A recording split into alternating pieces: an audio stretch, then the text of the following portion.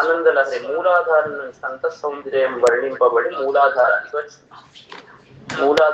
వచ్చి ఇప్పుడు ఎట్లా అంటే వర్ణన పాదాల నుంచి మొదలు పెట్టానా తల నుంచి మొదలు పెట్టానా అని క్వశ్చన్ వస్తుంది.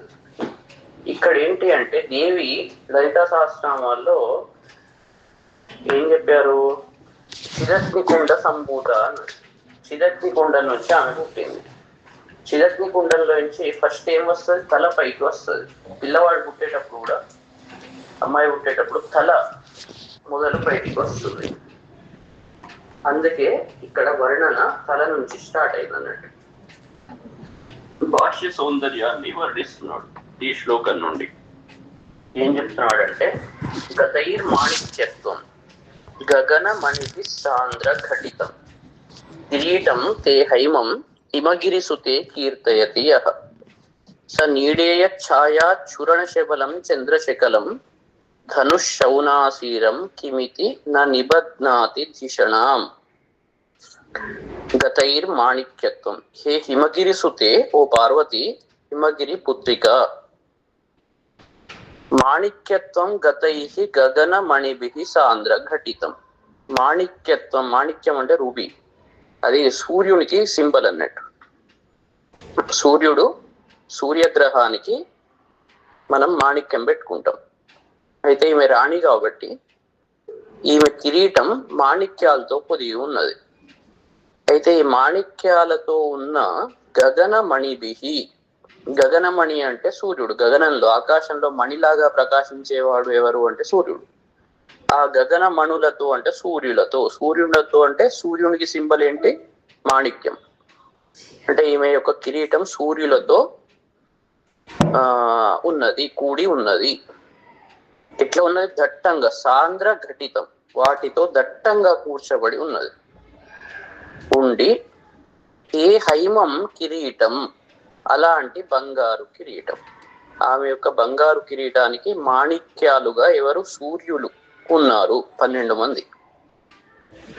అలాంటి కిరీటాన్ని యః కీర్తయతి, ఎవడైతే కీర్తిస్తాడో వాడు, అంటే ఏ కవి అయితే నీ కిరీటం గురించి వర్ణన చేస్తాడో అతను, సహా నీడేయ ఛాయా చురణ శబలం, అంటే నీ కుదుళ్లలో, వెంట్రుకల యొక్క కుదుళ్లలో, మూలాల్లో బిగింపబడ్డ రత్నాలు ఏవైతే ఉన్నాయో, ఈ కిరీట రత్నాలు, వాటి యొక్క ఛాయాచురణ శబలం, అంటే వాటి యొక్క కాంతుల ప్రసారంతో, ఆ రత్నాల నుంచి ఏదైతే కాంతులు వస్తావో ఆ కాంతుల ప్రసారంతో, శబలం చంద్రశకలం, చిత్రవర్ణాలు కలిగిన చంద్రశకలం, పైన ఆమె కిరీటం మీద ఏముంటది? చంద్రశకలం ఉంటది, చంద్రరేఖ. ఆ చంద్రరేఖ ఈ రత్నాల ఛాయపడి ఏమవుతున్నదట అంటే చిత్రవర్ణాలుగా మారిపోతున్నది. అది అట్లా మారుట చూచి కవి ఎట్లా దాన్ని పోల్చుకుంటాడు అంటే శౌనాసీరం ధనుహు ఇది. శౌనాసీరం అంటే ఇంద్రుడు అన్నట్టు, ఇంద్రునికి సంబంధించిన ధనుహు, విల్లు అని. ధిషణాం నా నిబధ్నాతి కిం, అంటే ఎందుకు చేయడు అంటే చేస్తాడు అన్నట్టు. తప్పకుండా ఆ విధంగా పోల్చుకుంటాడు. అంటే నీ తలలో చంద్రశకలం ఉంది, చంద్రరేఖ ఉంది, తర్వాత నీ కిరీటంలో మాణిక్యాలు అనే రత్నాలు పొదిగి ఉన్నవి. ఆ మాణిక్యాల నుంచి వచ్చే కాంతి ఏదైతే ఉంటుందో, ఆ కుదుళ్లలో ఉన్న మాణిక్యాల నుండి వచ్చే కాంతులతో చంద్రరేఖ ఏ రకంగా ఉంటుంది అంటే అనేక చిత్రమైన వర్ణాలుగా కనబడుతుంది. కనబడితే ఒక కవి ఎవరైతే నీ యొక్క కిరీటాన్ని వర్ణిస్తాడో అతను దీన్ని ఇంద్రుని యొక్క విల్లు, అంటే ఇంద్రధనస్సు అని తన బుద్ధిని చేస్తాడు, అంటే అలా ఆ విధంగా పోలుస్తాడు అన్నట్టు. ఇంద్రధనస్సుతో ఆ యొక్క కిరీటాన్ని, చంద్రశకలాన్ని పోలుస్తాడు. అట్లా చూడంగానే అతనికి ఏం కనబడుతుంది అంటే ఇంద్రధనుస్సు కనబడుతుంది. ఎందుకు కనబడుతుంది? ఏంటి ఇంద్రధనుస్సు ఎట్లా ఏర్పడుతుంది? సూర్యకిరణాలతో, సూర్యుని యొక్క కాంతి ఒక వాటర్ డ్రాప్లెట్స్ మీద పడ్డప్పుడు అది ఫస్ట్ రిఫ్రాక్ట్ అవుతుంది, మళ్ళీ రిఫ్లెక్ట్ అవుతుంది, మళ్ళీ రిఫ్రాక్ట్ అవుతుంది. అవి సప్తవర్ణాలుగా మారిపోతుంది. ఈ రెడ్ కలర్ ఏదైతే ఉన్నదో విబ్జిఆర్ లో, రెడ్ కలర్ కొద్దిగా స్ట్రేట్ పోతుంది, మిగిలినవన్నీ కొంచెం కొంచెం వంగుతాయి. బ్లూ బాగా వంగుతుంది. అట్లా ఈ కాంతి ఇక్కడ చంద్రరేఖ మీద ఎందుకు అది చేశాడంటే, చంద్రుడు దేనికి అధిపతి అంటే జలాలకు అధిపతి, చల్లటివాడు కాబట్టి, జలాలకు అధిపతి కాబట్టి చంద్రరేఖ మీద ఉన్న డ్రాప్లెట్స్ ఏవైతే ఉంటాయో వాటి మీద ఈ రత్నాల కాంతి పడి, సూర్యరత్నాల కాంతి పడి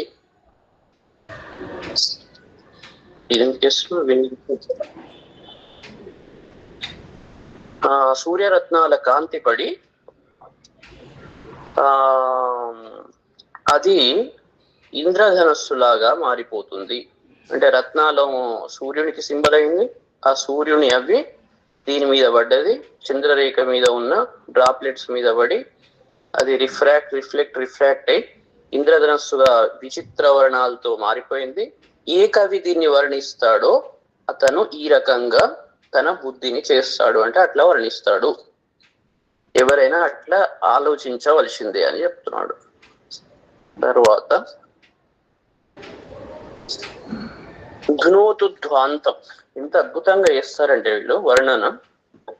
ధునోతు ధ్వాంతం నా స్థులిత దళితేందీవ రవణం ఘన స్నిగ్ధ శ్లేక్ష్ణ నికుర చికురంబం తవ శివే యదీయం సౌందర్యం సౌరభ్యం సహజముపలబ్ధుం సుమనసో వసంత్యస్మిన్ మన్యే వలమథన వాటి విటపినాం.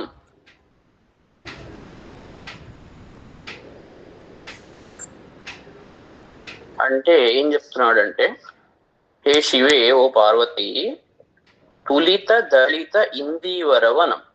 తులిత అంటే పోల్చబడ్డ అని, పోలుస్తున్న, తులైతు దాన్ని పోలుస్తున్న, పోల్చబడ్డ. తులిత తక్తవతు నిష్ట అనే సూత్రం ప్రకారం తులిత. దళిత వికసించిన. ఇందీవర వనం, ఇందీవరాలు అంటే నల్ల కలువలు. నల్ల కలువల సముదాయం ఏదైతే ఉందో, నల్ల కలువల వనం, దానితో పోల్చబడ్డ. ఏంది? ఘన స్నిగ్ధ శ్లేక్ష్ణం అంటే మేఘం వలె, స్నిగ్ధం అంటే ఇట్లా బాగా ఒత్తుగా ఉన్న, శ్లేక్ష్ణం అంటే మృదువుగా ఉన్న. ఏంటి ఇవి? దేనికి ఇదంతా దేని గురించి చెప్తున్నాడు అంటే, తవ చికుర నికురంబం, నీ యొక్క జుట్టు యొక్క సముదాయం. ఆమె జుట్టు గురించి మాట్లాడుతున్నాడు. ఆమె జుట్టు ఎట్లా ఉన్నదట అంటే, నల్ల కలువల సముదాయం లాగా ఉన్నదట. నల్ల కలువలకు ఏ రకమైన కాంతి ఉంటుందో అట్లా ఆమె జుట్టు అలా వికసించి దానితో తులైతం పోల్చబడుతుంది. ఇంకెట్లా ఉంది? మేఘంలా నున్నగా మృదువుగా ఉన్నది. అలాంటి ఆ జుట్టు, ఇప్పుడు జుట్టు గురించి మాట్లాడుతున్నాడు అన్నట్టు, జుట్టును వర్ణిస్తున్నాడు. ఆ జుట్టు సముదాయం ఎట్లా ఉంది అంటే ఈ రకంగా ఉంది. అది ఆ సముదాయము నహ ధ్వాంతం ధునోతు అంటే మా యొక్క అజ్ఞానాన్ని, మా యొక్క అంధకారాన్ని పోగొట్టుగాక అని చెప్తున్నాడు. పోగొట్టుగాక. యదీయం సహజం సౌరభ్యం, ఇది ఏదైతే ఉందో యదీయం, ఈ కురుల సముదాయం, దీని యొక్క సహజం సౌరభ్యం, ఇది న్యాచురల్ గా ఉన్నది. సహజ స్వతసిద్ధంగా, న్యాచురల్, సహజంగా ఉన్న సౌరభ్యం అంటే పరిమళం, ఆ యొక్క జుట్టుకున్న పరిమళం ఏదైతే ఉందో, ఉపలబ్ధం దాన్ని పొందడం కోసం, ఈ జుట్టులో ఉన్న సహజ సౌందర్యాన్ని, సహజ పరిమళాన్ని పొందడం కోసం వలమథన వాటి విటపినాం. వలమథనుడు అంటే ఇంద్రుడు అన్నట్టు. వలుడు అనే రాక్షసుని చంపినవాడు ఇంద్రుడు. ఆ వలమథన వాటి అంటే ఇంద్రుని యొక్క వాటి, ఉద్యానవనం ఏంటి? ఆ ఉద్యానవనంలో ఉన్న విటపినాం, ఇంద్రుని వనంలో ఉన్న వృక్షాలు అంటే కల్ప వృక్షాలు అన్నట్టు. ఇంద్రుని ఉద్యానవనంలో ఏముంటాయి అంటే కల్ప వృక్షాలు ఉంటాయి.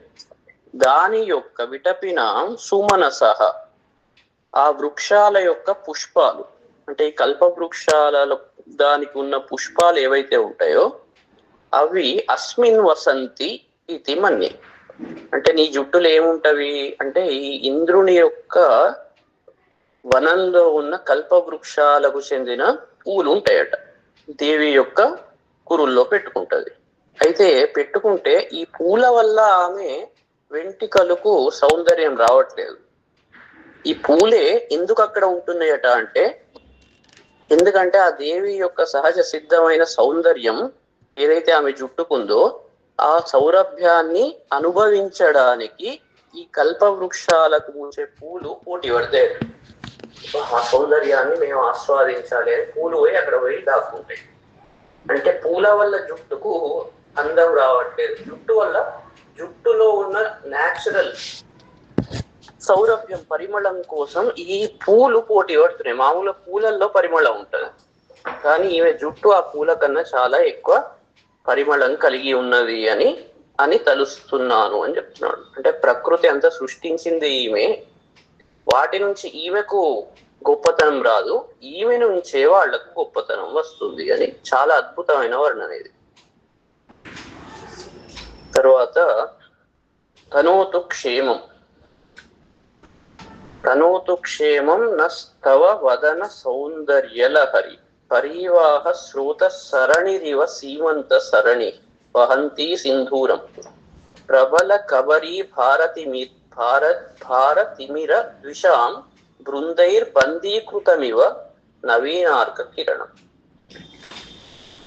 ఇక్కడ ఏం చెప్తున్నాడంటే, ఓ పార్వతి భవాని, తవ వదన సౌందర్యలహరి, నీ యొక్క ముఖము యొక్క సౌందర్యం ఏదైతే ఉందో ఆ ముఖ సౌందర్యము యొక్క ప్రవాహము, ఆ ప్రవాహము యొక్క పరివాహ స్రోత సరణి, అంటే ఆ పరివాహము పొంగి పొర్లుతున్నది. దాని నుంచి వచ్చే ఆ ప్రవాహానికి ఏం కావాలి? ఒక కాలువ. పొంగి పొర్లే ప్రవాహానికి బయటికి పోవడానికి ఒక కాలువ. ఏంటి ఆ కాలువ అంటే నీ సీమంతము అని చెప్తున్నాడు. సీమంత సరణి, నీ యొక్క ముఖము అనే సౌందర్యం, ముఖం నుంచి వచ్చే సౌందర్యం ఏదైతే ఉందో ఆ సౌందర్య ప్రవాహము ఆ ప్రవాహము పొంగి పొర్లుతున్నది. ఆ పొంగి పొర్లే ప్రవాహానికి ఏర్పడ్డ చిన్న కాలువ లెక్క నీ సీమంత మార్గము ఉంది అని చెప్తున్నాడు. చెప్పి సరణి మార్గం ప్రబల కబరీ భార తిమిర ద్విషాం, అంటే బాగా బలం కలిగిన ఈ కేశాల యొక్క సముదాయం అనే చీకట్లు. కేశాలు ఎట్లా ఉన్నాయి? ఇంతకుముందు దేంతో పోల్చాడు? నల్ల కలువల్లాగా నల్లగా ఉన్నాయి. అంటే అజ్ఞానం ఎట్లా ఉంటది? నల్లగా ఉంటది. కాబట్టి ఇక్కడ ఈ వెంట్రుకలు అనే అజ్ఞానము అంటే అంధకారము. అవి చూడంగానే ఎట్లా ఉన్నదంటే ఈ వెంట్రుకలు అనేది మొత్తం అంధకారం, అంటే చీకటి, ఇంకా తెల్లారలే, ఆ అంధకారం లాగా ఉన్నది. దాంట్లో నుంచి ఈమె ముఖము నుంచి వచ్చే సౌందర్య ప్రవాహము నుండి వెళ్ళిన కాలువలాగా ఆ పాపిట ఉన్నది. దాంట్లో ఏం పెట్టుకున్నది అంటే ఎర్రటి పొట్టు పెట్టుకుంటే ఈ చీకట్లు మొత్తం శత్రువుల్లాగా అన్ని చుట్టుముట్టి, దేని చుట్టుముట్టినవి అంటే నవీన అర్క కిరణం. అప్పుడే సూర్యుడు ఉదయించినప్పుడు ఎర్రగా ఉంటాడు కదా, అట్లాంటి కిరణాన్ని ఇవన్నీ అంధకారం అంతా చుట్టుముట్టిన దానిలాగా ఉంది అని అంటున్నాడు అన్నట్టు. అలాంటి సింధూరాన్ని వహంతి, అలాంటి సింధూరాన్ని నువ్వు భరిస్తున్నావు. అంటే నీ సింధూరం ఎట్లా ఉన్నది అంటే, గప్పుడే సూర్యుడు ఉదయించినప్పుడు, లేత సూర్యుడు ఉదయించినప్పుడు అతని కిరణం ఏ రకంగా ఉంటుందో నీ పాపిట పెట్టుకున్న సింధూరము ఆ రకంగా ఉంది. అలాంటి సింధూరము నహ క్షేమం తనోతు, అంటే సింధూరాన్ని పొగుడుతున్నాడు ఇక్కడ. ఈ సింధూరం ఏం చేస్తుంది? అంధకారం దూరం చేయడానికి బయటికి వచ్చిందా అన్నట్టు ఉంది. కాబట్టి మాలో ఉన్న అజ్ఞానాంధకారము దాన్ని దూరం చేయడానికి ఈ సింధూరము మమ్మల్ని రక్షించుగాక అని చెప్తున్నాడు. క్షేమం తనోతు. ఇట్లాంటి ఆలోచనలు రావాలంటే అంతే, కొందరు చాలా అద్భుతమైన వర్ణన ఇది. ప్రతి చిన్నదాన్ని ఎంత విచిత్రంగా కంపేర్ చేస్తున్నాడో ఆలోచించుండే. తర్వాత అరాళై స్వాభావ్య దళి కలభస శ్రీభిరలకై పరీతంతే వక్త్రం పరిహసతి పంకేరుహ రుచి దరస్మేరే యస్మిన్ దేశన రుచి కింజల్క రుచిరే సుగంధౌ మాద్యంతి స్మర మథన చక్షుర్ మధులిహ. అంటే ఓ హిమగిరి, ఓ పార్వతి,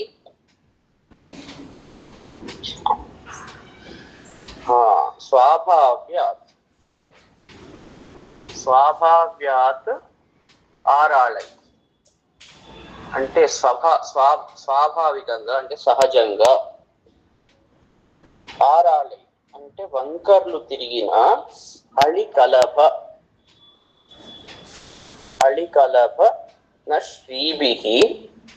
శ్రీభిః అలగైః పరీతం. తే వక్త్రం నీ యొక్క ముఖము ఉంది, నీ ముఖము ఎలా ఉంది అంటే పరీతం చుట్టుకోబడి ఉంది. దేనితో? అలకై ముంగుర్లతో. ఈ ముంగుర్లు ఎట్లా ఉన్నాయి అంటే సశ్రీభిః సమానమైన చాలా శోభ కలిగిన ముంగుర్లు అవి. ఇంకెట్లాంటి ముంగుర్లు? శోభ అంటే దేని వల్ల వస్తున్నది అంటే దేనిలాగా ఉంది అంటే అళి కలప అంటే కుదమ, పెద్ద పెద్ద తుమ్మిదలు ఉంటాయి కదా, ఆ తుమ్మిదలకు ఏ రకమైన శోభ ఉంటుందో. తర్వాత ఇంకెట్లా ఉంది? అరాళై వంకర్లు తిరిగి ఉన్నాయి ఆ ముంగుర్లు. ఇంకా వంకర్లు ఎట్లా ఏదో ఇట్లా అడ్జస్ట్ చేసి అలంకరించుకొని కాదు, సహజంగా వంకర్లు తిరిగి ఉన్నాయి. స్వాభావ్య సహజంగా వంకర్లు తిరిగిన కుదమ తుమ్మిదల్లాగా అద్భుతమైన శోభ కలిగిన ఈ ముంగుర్లతో నీ వక్త్రం ఏదైతే ఉందో అది చుట్టుకోబడ్డది. అది ఎట్లా ఉన్నది అంటే పంకేరుహ రుచిం పరిహసతి. పద్మము ఏదైతే ఉంటుందో ముఖాన్ని పద్మంతో పోలుస్తారు. అది పద్మం యొక్క శోభను పరిహసతి.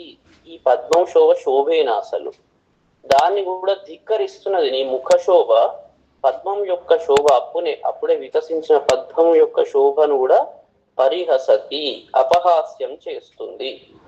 దీని ముందర అదెంత అని దాన్ని అపహాస్యం చేస్తుంది. చేసి దరస్మేరే దశన రుచి కింజల్క రుచి అంటే నీ యొక్క చిరునవ్వు నవ్వినప్పుడు దాని నుండి ఆ దంతాల యొక్క కాంతి అనే పుప్పొడితో, కింజల్క పుప్పొడితో రుచిరే అందమైనది. అంటే ఇప్పుడు ఆమె ముఖాన్ని ఇంకా చాలా డీటెయిల్డ్ గా చెప్తున్నాడు. ఎందుకంటే ఇక్కడ పైన ఏం చెప్పాడు? పద్మం కూడా ఓడిపోతుంది నీ ముఖ శోభ ముందర, పద్మము ఓడిపోతుంది. నీ ముఖ శోభ పద్మాన్ని కూడా అపహాస్యం చేస్తుంది, తల వంచుకునేలాగా చేస్తుంది. అయ్యో మరి ఈమె ముఖాన్ని పద్మంలో పుప్పొడి ఉంటుంది కదా, అది ఎట్లా అంటే నువ్వు చిరునవ్వుతో ఉన్నప్పుడు నీ దంతాల కాంతి ఏదైతే ఉన్నాయో అవి కింజల్క, అది పుప్పొడిలాగా చాలా అందంగా ఉంది. తర్వాత సుగంధౌ మంచి పరిమళం నీ ముఖం నుండి వస్తుంది. యస్మిన్ ఏదైతే ముఖమందు, ఈ ముఖము ఏదైతే ఉందో దాని అందు స్మర మథన చక్షుస్ మధులిహ మాద్యంతి. స్మరమథనుడు అంటే శివుడు అన్నట్టు. అంటే మన్మధుణ్ణి కూడా జయించాడు, మథన ఓడగొట్టాడు. శివుణ్ణి కదిలించలేక మన్మధుడు భస్మమైనాడు. అలాంటి శివుడు నీ ముఖాన్ని చూసి అతని కళ్ళు ఏమైతాయంటే తుమ్మిదల్లాగా అయిపోయి మోహాన్ని పొందుతున్నవి. అంత అందమైన ముఖం. శివుణ్ణి మన్మధుడు జయించలేక ఓడిపోయినాడు, కానీ నీ ముఖాన్ని చూస్తే మాత్రం అతని కళ్ళు అటు ఇటు జరుగు, తుమ్మిదల్లాగా మోహపడి నీ యొక్క అందాన్ని తాగుతున్నవి అని చెప్తున్నాడు. తర్వాత లలాటం లావణ్యద్యుతి విమలమాభాతి తవయత్ ద్వితీయం తన్మన్యే మకుట ఘటితం చంద్రశేఖర విపర్యా సన్యాసాద్ ఉభయమపి సంభూయ చ మిత సుధాలేపస్యూతి పరిణమతి రాకాహి మకర. అంటే ఓ పార్వతి, తవ యత్ లావణ్యద్యుతి ఏదైతే ఉందో అంటే నీ యొక్క లావణ్యద్యుతి, నీ ముఖ కాంతి, లావణ్యము ముఖ లావణ్యము నుంచి వచ్చే కాంతి, దాని యొక్క కాంతి ఎలా ఉంది? విమలం, మలము లేకుండా చాలా స్వచ్ఛంగా ఉంది. ఆ విమలం ఎట్లా ఉంది? లలాటం ఆభాతి, అది లలాట ప్రదేశంలో, పాల ప్రదేశంలో ప్రకాశిస్తుంది. లావణ్యం అంటే ఆమె యొక్క లలాట ప్రదేశం ఏదైతే ఉందో ఆమె లావణ్య కాంతితో స్వచ్ఛంగా నిర్మలంగా ప్రకాశిస్తుంది. అది ఏదైతే ఉందో అది తత్ మకుట ఘటితం ద్వితీయం చంద్రశకలం మన్యే. అంటే నీ మకుటం మీద ఒక చంద్రశకలం ఉంది ఆల్రెడీ. మరి నీ లలాట ప్రాంతం కూడా ఆ లావణ్యంతో ఇదొక చంద్రశకలం లాగా ఇది ప్రకాశిస్తున్నది. అసలు చంద్రశకలం ఏంది? లలాటమా నీ కిరీటంలో ఉన్న ఆ ఇంకొకటి? అంటే ఏం చెప్తున్నాడు అంటే ఇది రెండో దానిలాగా ప్రకాశిస్తుంది. అంటే రెండు చంద్రశకలాలు ఉన్నాయి. నీ దాంట్లో ఒకటి అని అందరు అనుకుంటున్నారు కానీ యాక్చువల్ గా రెండు ఉన్నాయి. ఈ లలాటం ఒక చంద్రశకలము, అది కూడా అర్ధచంద్రాకారంలో ఉంది. తర్వాత నీ కిరీటంలో ఉన్న ఇంకో చంద్రశకలం అని జత్ ఉభయం అపి, ఈ రెండు కూడా ఏ కారణం వల్ల ఈ రెండు విపర్యాస, పైన కింద ఉన్నాయి. పైన అదొకటి ఉన్నది, కింద ఉన్నది. ఒకవేళ దీన్ని గిట్ట న్యాసాత్ మిత సంభూయ, రెండిటిని కలుసుకొని ఉంటే అప్పుడు ఏమైతుంది? పూర్ణ చంద్రునిలాగా అయిపోతుంది. అది పైన సగం ఉన్నది, కింద సగం ఉన్నది. నుదురు ఒక చంద్రశకలం, కిరీటంలో ఉన్నది ఇంకొక చంద్రశకలం. ఈ రెండు కలిపితే పూర్ణ చంద్రబింబం లాగా అయిపోతుంది. కలుసుకొని సుధా లేప స్యూతి ప్రాకాహి మకర. సుధా అమృతం యొక్క లేప అంటే పూతను, స్యూతి అంటే వదులుచున్న అంటే అమృత ప్రవాహాన్ని వదిలిపెడుతున్న రాకాహి మకర. రాక అంటే పున్నమ నాటి చంద్రుణ్ణి రాక అంటారు, పూర్ణ చంద్రుణ్ణి రాక అంటారు. అయితే పున్నమ నాటి హిమకర చంద్రునిగా పరిణమతి. ఆ రెండు కలుసుకున్నట్లయితే పూర్ణ చంద్రబింబములాగా మారిపోతుంది అని చెప్తున్నాడు అన్నట్టు. చాలా అద్భుతమైన వర్ణన అనేది. తర్వాత భ్రువౌ భుగ్నౌ కించిత్ భువన భయ భంగ వ్యసనిని త్వదీయే నేత్రాభ్యాం మధుకర రుచిభ్యాం ధృత గుణం ధనుర్మన్యే సవ్యేతరకర గృహీతం రతిపతే ప్రకోష్ఠే ముష్ట చ స్థగయత్తి నిగూఢాంతరం ఉమే.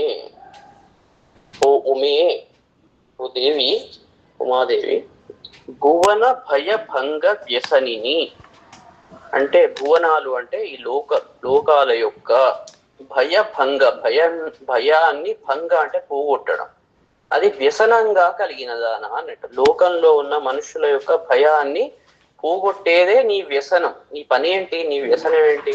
తాగుతావా, తింటావా? నీ వ్యసనం ఏంటి అంటే లోకంలో ఉన్న జనాల యొక్క భయాన్ని భంగం చేయడమే నీ వ్యసనము, నీ పని అది. నీకు అదే ఇష్టం, అదే నీ స్వభావం అని చెప్తున్నాను. ఇంత అద్భుతంగా ఉన్నది. అలాంటి నువ్వు ఓ ఉమే త్వదీయే, నీ యొక్క కించిత్ భుగ్ని, కొద్దిగా వంగినట్టి భ్రువు, నీ భ్రూమధ్య ఎక్కువ ఉన్నదంటే కొద్దిగా వంగింది. దాన్ని ఆ కనుబొమ్మలు ఏవైతే ఉన్నాయో వంగి ఉన్నాయి. అది మధుకర రుచిభ్యా నేత్రాభ్యాం ధృత గుణం అంటే ఆ వంగినట్టి అవి ఏదైతే ఉందో మధుకర రుచిభ్యాం, తుమ్మెదల కాంతి కలిగిన నేత్రాభ్యాం ధృత గుణం అంటే ఫస్ట్ వంగింది ఏదైతే ఉందో అది ధనస్సులాగా ఉంది. ఏది? కొద్దిగా భుగ్నే భ్రువం, రెండు కనుబొమ్మల పైన ఉన్నవి, అది ధనస్సులాగా ఉంది. దాని కింద ఉన్న కళ్ళు ఎట్లా ఉన్నవి అంటే తుమ్మెదల్లాగా ఉన్నాయి. మధుకర రుచిభ్యాం, తుమ్మెదల కాంతి. ఈ మన్మధుని యొక్క ధనుస్సు ఎట్లా ఉంటుంది అంటే దాని యొక్క అల్లెతాడు తుమ్మెదలతో ఏర్పడుతుంది. అట్లనే ఈమె యొక్క కళ్ళు కింద ఉన్నవి తుమ్మెదల్లాగా ఉన్నాయి. తర్వాత పైన ఉన్న భూమధ్యము కనుబొమ్మలు అది ధనుస్సులాగా ఇట్లా వంకర ఉన్నది. అంటే బేసికల్ గా ఈమె కళ్ళు మన్మధుని యొక్క ధనస్సులాగా ఉంది. గుణం అంటే వింటినారి. ఈ నేత్రాలోమో తుమ్మెదల్లాగా ధరింపబడి వింటినారిలాగా ఉంటే ఆ పైన ఉన్న భూమధ్యము అది ధనుస్సులాగా ఇట్లా వంగి ఉన్నది. ఇప్పుడు ఏం చెప్తున్నాడంటే రతిపతే సవ్య అంటే రతిపతే, రతి యొక్క పతి మన్మధుని యొక్క సవ్య ఎడమ కంటే ఇతర అంటే కుడి అన్నట్టు, కుడి చేతితో అతను కుడి చేతితో పట్టుకున్నాడు, కుడి చేతితో గృహీతం ఏంది ప్రకోష్ఠి అంటే ఆ మధ్య ప్రాంతం ఏదైతే ఉందో అతని కుడి చేతి ముంజేయి లెక్క ఉన్నది పిడికిలి, దాన్ని పట్టుకుంటున్నాడు. పట్టుకొని అది స్థగయతి అంటే కప్పుతున్నది కాగా అంటే అతని చేతితో కప్పి పెడుతున్నాడు అన్నట్టు. నీ భూమధ్యం ఏదైతే ఉందో అతను మొత్తం కప్పి పెట్టాడు అంటే అతని చెయ్యిలాగా ఉంది అది. నిగూఢ అంతరం ధనుహు మన్యే. మరి నీ మొత్తానికి ఏం చెప్తున్నాడు, నీ కళ్ళు మన్మధుని యొక్క ధనుస్సులాగా ఉంది. అక్కడ కళ్ళు కింద కళ్ళేమో తుమ్మెదలు, అది వింటి నారి, పైనది ఆ పైన ఉన్న ధనస్సు ఆకారం. తర్వాత దాన్ని పట్టుకున్నాడు ఎవరు, మన్మధుడు, అతని ముంజేయి ఈ మధ్య భాగం. అలా కలుస్తున్నాను అంటున్నాడు. అంటే దీంట్లో ఇంత అద్భుతమైన మీనింగ్ అంటే దీన్ని ఎట్లా ఆలోచించాలంటే ఆమె యొక్క కళ్ళు ఎట్లాంటివి, మన్మధుని ధనుస్సు లాంటిది. అంటే కంటి చూపు ఇట్లా ఒక్కసారి వదిలిపెట్టిందంటే బాణం వేసినట్టు. శివుని మీద ఒక్కసారి ఇట్లా ఒకసారి కళ్ళతో ఇటు చూసింది అంటే శివుడు మన్మథ తాపానికి గురి అవుతాడు అన్నట్టు. అంటే మొత్తం శివుణ్ణి తన చూపుతో కంట్రోల్ చేస్తుంది దేవి. తన యొక్క కళ్ళు అనే ధనస్సుతో, కంటి చూపు అనే బాణాలతో శివుణ్ణి కంట్రోల్ చేస్తుంది. ఒక్క చూపుతోటే కంట్రోల్ చేస్తుంది అని మనం ఇక్కడ చెప్పలే, దాన్ని మనం అలా ఊహించుకోవాలి. ఆమె కన్నులతోటే ఏదైనా కోరికలను సిద్ధింపజేయగలుగుతుంది, కళ్ళతోటే మనుష్యుల్లో ప్రేమను వికసింపజేయగలుగుతుంది. మన్మథ బాణాలు ఏంది, ప్రేమను పుట్టిస్తాయి. అయితే తన కంటి చూపుతోటే ప్రేమను పుట్టించగలిగిన శక్తి ఉంది. అలాంటి కళ్ళు ఏదో మళ్ళీ కథలు చెప్పాల్సిన అవసరమే లేదు. ఒక కంటి ఇట్లా చూపి చూస్తే ప్రేమ అనేది పుడుతుంది. అంత గొప్పగా ఉన్నది అది. అంటే ఉమేతి మాత్ర తపస్సు నిషిద్ధ పశ్చాత్ ఉమాఖ్యం సుము. అంటే ఉమా అంటే ఏంటి, వద్దు. ఉమా అంటే రక్షించుట అనే ఒక మీనింగ్ ఉంది. ఓంకారం నుంచి ఉమా అనే పదం ఏర్పడ్డది చాలా విచిత్రంగా.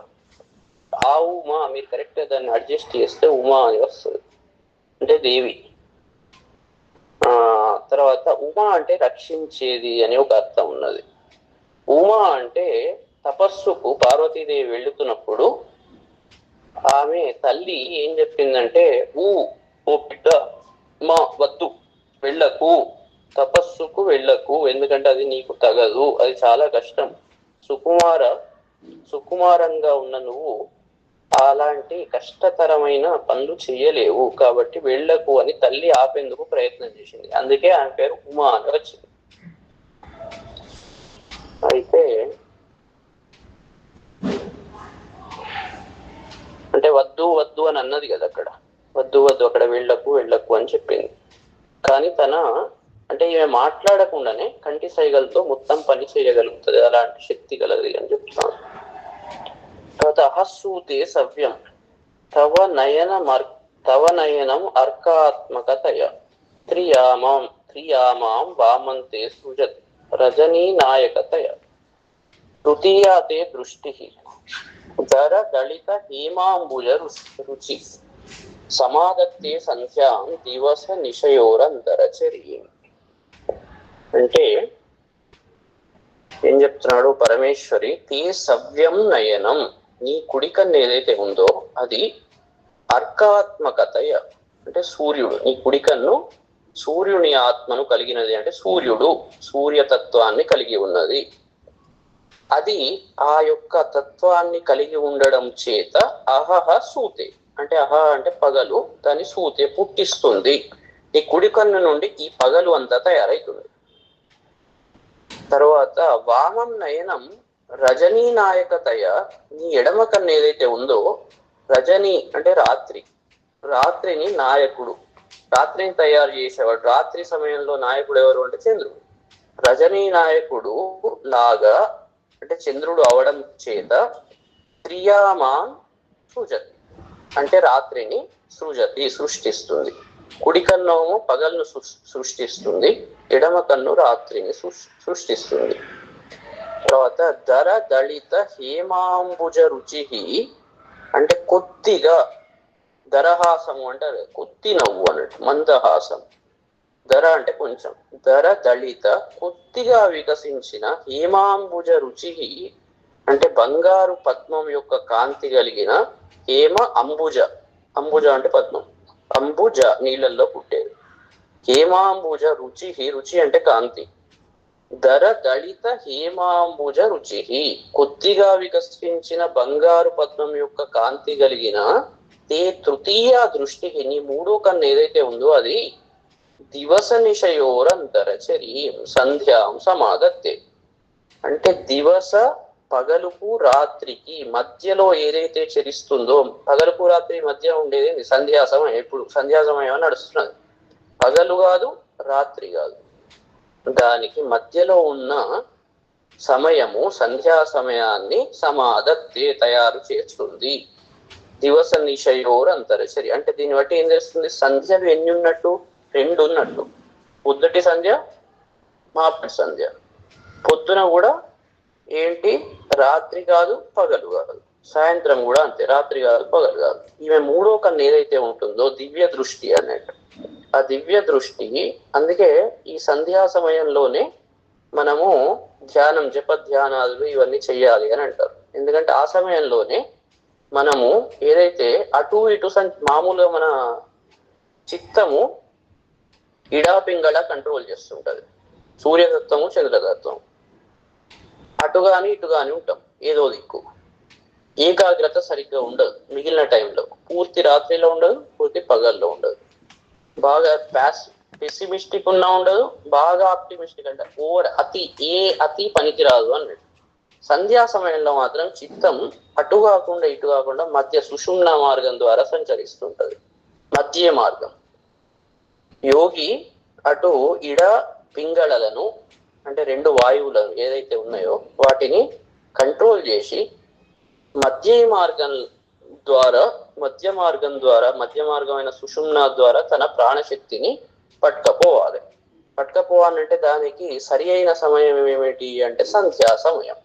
ఈమె యొక్క అందుకే మూడవ కన్ను జ్ఞాన నేత్రం ఏదైతే ఉందో ఆ జ్ఞాన నేత్రము ఎట్లా ఉంది అంటే సంధ్య లాగా, సంధ్యను తయారు చేసేలాగా ఉంది. ఆ సంధ్యను తయారు చేస్తుంది అన్నట్టు. కుడి కన్ను కాదు, ఎడమ కన్ను కాదు, అటు కాదు ఇటు కాదు, మధ్య మార్గం. మధ్య మార్గమైన వాడే. అందుకే దుఃఖేషు అనుద్విగ్నమన సుఖేషు విగత స్పృహ వీతరాగ భయక్రోధు స్థితధీర్ మునిరుచ్యతే అని అంటాడు. అందుకే కొంచెం దుఃఖం రాగానే కృంగిపోతాడు మామూలుగా, సుఖం రాగానే ఏగుతుంటారు. యోగి అట్లా కాదు, సుఖం వచ్చినా దుఃఖం వచ్చినా సమానంగా ఎవరైతే ప్రవర్తిస్తారో అతన్ని స్థితధి అని అంటారు అన్నట్టు. కాబట్టి మనం స్థితధి, యోగి స్పిరిచువల్ పర్సన్ ఎట్లా ఉండాలి అంటే అతని గోలు స్థితధి, స్థిరమైన బుద్ధిని చేసుకోవాలి. అది ఎప్పుడు వస్తుంది అంటే సంధ్యా సమయంలో వస్తుంది. సంధ్యా సమయం అంటే సంధ్యా సమయంలో వస్తుంది అంటే ఆడ అర్థం ఏంటంటే అటు ఎక్స్ట్రీమ్ ఇటు ఎక్స్ట్రీమ్ కాకుండా ఉన్న సమయం, కాలం ప్రకారంగా చూస్తే ఈ సంధ్యా సమయము ఇలాంటి ధ్యానానికి అది చాలా అనుకూలమైన కాలం అన్నట్టు. అందుకే ఇక్కడ సంధ్య అందుకే ప్రతి వాళ్ళు సంధ్యావందనం చెయ్యాల్సిందే. లేదు నాకు వడుగు కాలేదు కదా, సంధ్యావందనం అంటే వడుగైతేనే సంధ్యావందనం చేయాలి అని కాదు. సంధ్యాకాలంలో సమ్యక్ ధ్యానించడమే సంధ్య.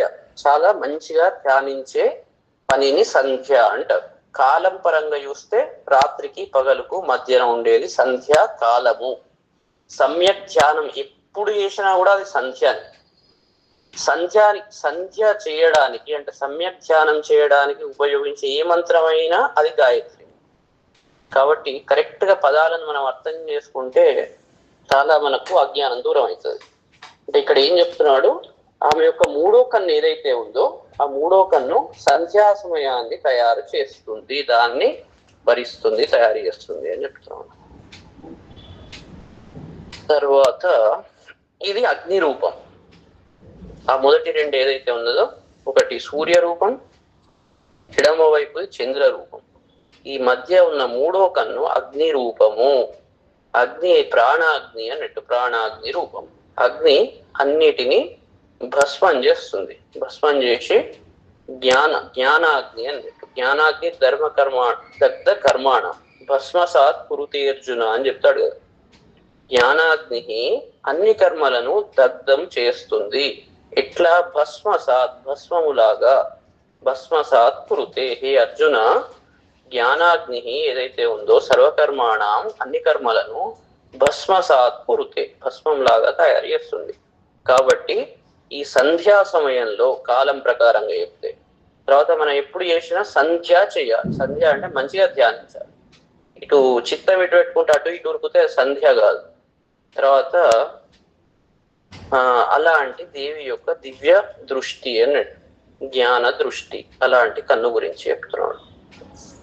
తర్వాత విశాల కళ్యాణి స్ఫుట రుచిరయోధ్య కువలయై కృపాధార ధార కిమపి మధురా భోగవతిక అవంతి దృష్టిస్తే బహునగర విస్తార విజయ ధ్రువం తత్తన్నామ వ్యవహరణ యోగ్య విజయతే. ఇప్పుడు ఏం చెప్తున్నాడంటే, ఓ తల్లి, తే దృష్టి, నీ యొక్క చూపు ఏదైతే ఉందో అది విశాల, చాలా విస్తృతమైనది.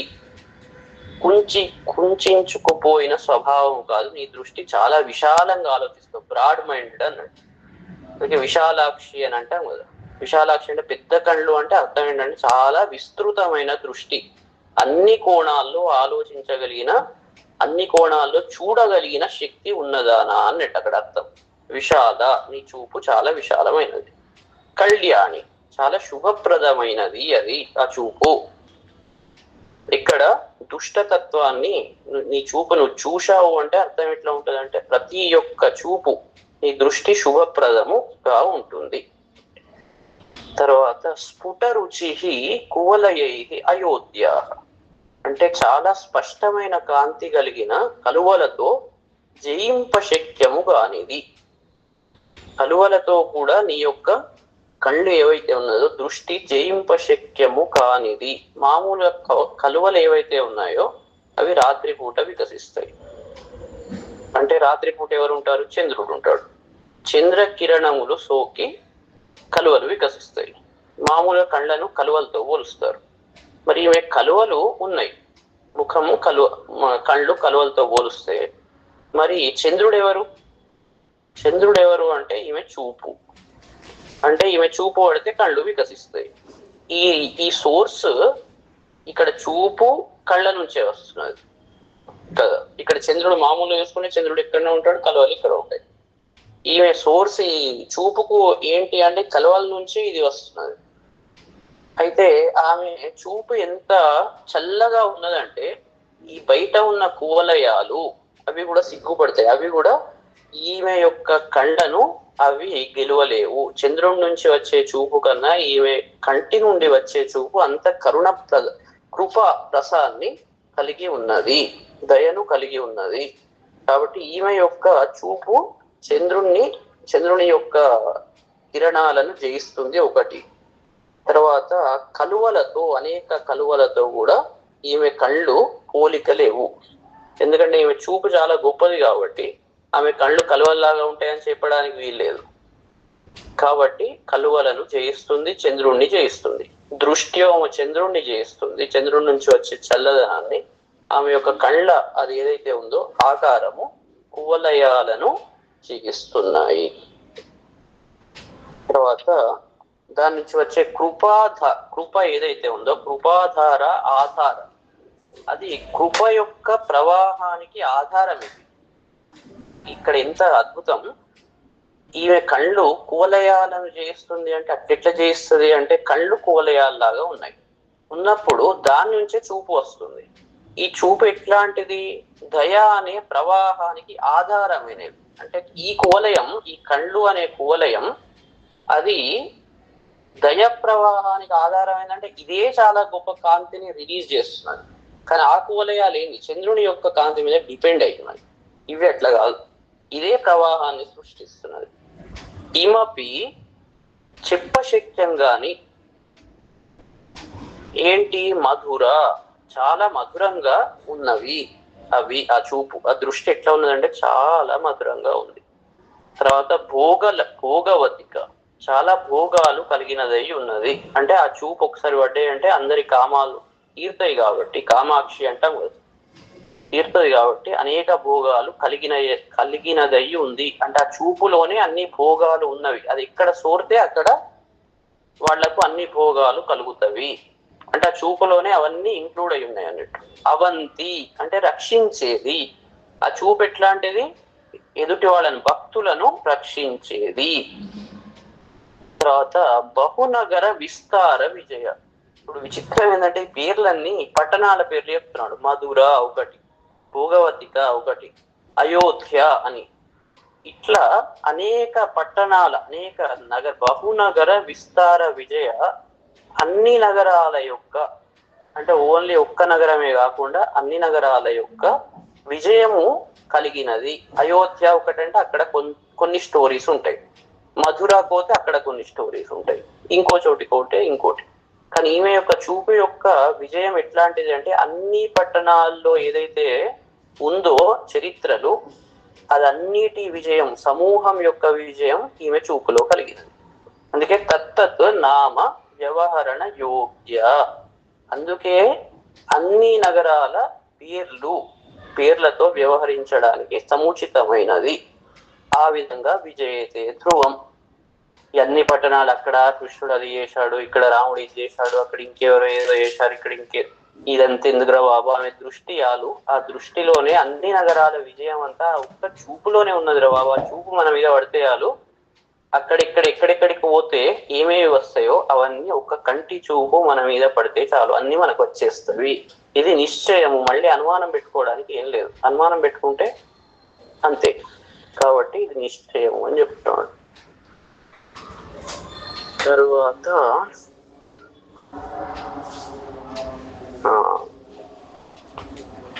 కవీనాం సందర్భస్థక మకరందైక రసికం కటాక్ష వ్యాక్షేప భ్రమర కలభౌ కర్ణయుగళం అముంచంతో దృష్ట్వా తవ నవరసాస్వాద తరళ వసూయా సంసర్గ దళిక నయనం కించిదరుణం.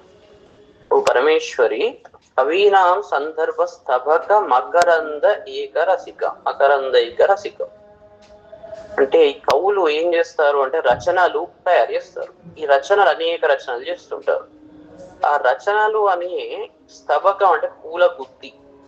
ఆ రచనలు అనే పూల గుత్తుల్లో మకరందం ఏదైతే ఉంటుందో, ఆ మకరందం అంటే ఆ రచనల్లో ఉన్న మకరందం, రచనలు అనే పూల గుత్తుల్లో ఉండే మకరందం, దాని యందు ఏకరసిక మకరందమే ఆ యొక్క కవులు ఇన్ను వర్ణిస్తున్నారు. ఆ వర్ణించేటప్పుడు ఆ రచనలో ఎంత మకరందం ఉంటది, ఎంత అద్భుతమైన రసం ఉంటుంది. దాన్ని తాగాలి అనే చిత్తం, ఒకటే చిత్తం, ఏక చిత్తము కలిగినవై కర్ణ యుగళం, చెవుల జంట. ఎందుకంటే చెవుల్లోనే మనకు వినవడాలి కదా, చెవులకు వినబడితేనే మనకు దాని రసము చెవుల ద్వారా ఈ శబ్దం ఏమైతుంది, ఆ వర్ణన చేస్తుంది, ఆ రచనల యొక్క వర్ణన చేసినప్పుడు మనకు అది చెవులు గ్రహిస్తుంది. ఈ విషయాన్ని గ్రహించి ఈ రచనలు అనే ఈ పూలగుత్తుల యందలి మకరందము చెవులు స్వీకరించి ఆనందాన్ని పొందుతాయి. అందుకే ఆ చెవులను పట్టుకొని ఆ చెవుల జంటను అముంచంతో విడిచిపెట్టినటువంటి, అంటే ఈమె ఇప్పుడు చెవుల గురించి ఇది వర్ణిస్తున్నాడు. విడిచిపెట్టినటువంటి నవరసాస్వాద తరళు అంటే నవరసాలను, చెవుల్లో సోకంగానే నవరసాలను అనుభవించడంలో చంచలములైనటువంటివి. అంటే అవి ఎట్లా ఆస్వాదించాలి అని చంచలం అవుతున్నాయి. ఏంటి అంటే కటాక్ష వ్యాక్షేప, కటాక్ష క్రీగంటి ప్రసారాలతో, భ్రమర కలపు అంటే ఈ రెండు తుమ్మిదలను చూసి, దృష్ట్వా అసూయ, ఈ రెండు తుమ్మిదలు అన్నట్టు. ఏ రెండు తుమ్మిదలు? కళ్ళు అనే తుమ్మిదలు అన్నట్టు. ఆ రెండు కళ్ళను తుమ్మిదలతో పోలుస్తున్నాడు. ఈ రెండు తుమ్మిదలు ఏం చేస్తున్నావు అంటే ఆ కవుల రచనలు అనే పూల గుత్తుల నుండి వచ్చే తుమ్మెదలు ఏం చేస్తాయి, దానికి కావాల్సింది మకరందం. పూల గుత్తుల్లోని మకరందాన్ని ఆస్వాదిస్తూ ఉంటాయి. ఈమె 2 కళ్ళు ఉన్నాయి. ఆ కళ్ళు ఎట్లా ఉన్నాయి, తుమ్మెదల్లాగా ఉన్నాయి. అవి ఏం ఆస్వాదిస్తాయి, మకరందం. మకరందం ఎక్కడికి పోతున్నది అంటే ఆమె చెవుల్లోకి పోతున్నది. అందుకే ఈ 2 కళ్ళు ఎక్కడ వరకు ఉన్నాయంటే ఆమె చెవుల వరకు ప్రసారం అయింది. అంటే చాలా విశాలమైన కళ్ళు అన్నట్టు, చెవుల దాకా అవి ప్రసారం అయినాయి. దాన్ని చూసి దృష్ట్వ వాటిని ఆ రకంగా భ్రమర కలభవు, వాటిని చూసి అసూయతో సంసర్గ అళిక నయనం, 3వ కన్ను, వాటితో కూడి ఉన్న 3వ కన్ను ఏదైతే ఉన్నదో అది మధ్యలో ఉన్నది, దానికి ఆ అదృష్టం లేదు. ఈ ఆస్వాదన చేసే అదృష్టం లేదు. ఎందుకంటే చెవుల కన్నా బాగా దూరంగా ఉన్నది, చెవుల నుండి దూరంగా ఉన్నాయి. 2 కళ్ళు మాత్రం చెవులను టచ్ చేస్తున్నది. ఆ తుమ్మిదల్లాగా దాన్ని ఆ మకరందాన్ని గ్రూలాన్నని అవి ప్రయత్నం చేస్తుంటే ఈ 3వ కన్ను అసూయ ఉంది. అసూయ ఉంది. ఏంది, పాలనేత్రం ఏం చేసిందంటే కొద్దిగా ఎర్రగా అయింది. మూడో కన్ను మామూలుగా ఎర్రగా ఉంటది. మామూలుగా 3వ కన్ను తెరుస్తున్నాం అంటే ఓపెన్ చేస్తున్నావు అని అంటాం కదా. కాబట్టి మామూలు 3వ కన్ను ఎందుకు ఎర్రగా అయింది అని అంటే ఈ కవి ఎంత అద్భుతంగా వర్ణిస్తున్నాడు చూడండి. ఆ 2 కళ్ళు తుమ్మెదలు, అవి నీ చెవుల్లో పడే రచనలు, కవులు నీ గురించి చాలా గొప్పగా వర్ణిస్తుంటే నీ చెవులతో అది వింటుంటావు. వినేటప్పుడు ఆ చెవులలో పడే మకరందాన్ని తాగుదామని కళ్ళు బాగా ట్రై చేసి ఆ చెవులను టచ్ చేస్తున్నాయి. దీంతో ఈ 3వ కన్ను ఈ 2 ఈ పని చేస్తున్నాయి, నాకు అదృష్టం లేదని కోపం చెందింది అసూయతో. అందుకే ఎర్రగైందమ్మా, అందుకే ఈ వేరే కారణం లేదు. అనవసరం ఏదో అంటున్నారు కానీ నీకు కోపం వస్తున్నాయని. కోపం కాదు, 3వ కన్నుకు అసూయతో చేసింది. అది అసూయతో దానికి అదృష్టం లేదని అది ఎర్రగా అయింది అని చెప్తున్నాడు. అది ఇంత విచిత్రమైన వర్ణన చూడండి, చాలా అద్భుతంగా ఉన్నది.